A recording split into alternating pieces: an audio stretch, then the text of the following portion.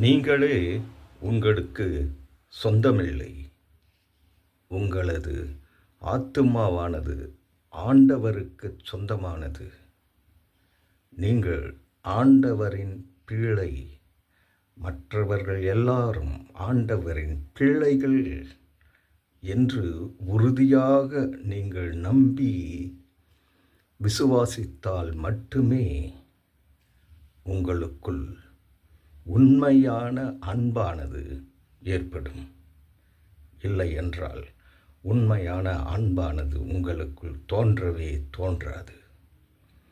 அவ்விதம் நீங்கள் விசுவாசிக்காமல் இருப்பதை விட நீங்கள் அதனால் பெறப்போகின்ற லாபங்கள் ஏதும் கிடையாது என்று அறிந்து, ஏனென்றால் எல்லாம் ஒரு நாள் உங்களை விட்டு இந்த பூமியிலே போகப் போகின்ற ஒன்றுதான் என்று அறிந்து அவ்விதமாக நீங்கள் விசுவாசிக்கும் போதே உண்மையான அன்பானது உங்களிலிருந்து வெளிப்பட்டு அவைகள் மற்றவர்களை சந்தோஷப்படுத்தி உங்களை சமாதானத்திற்குள் கொண்டு வரும் என்று உணர்ந்து கொள்ளுங்கள்.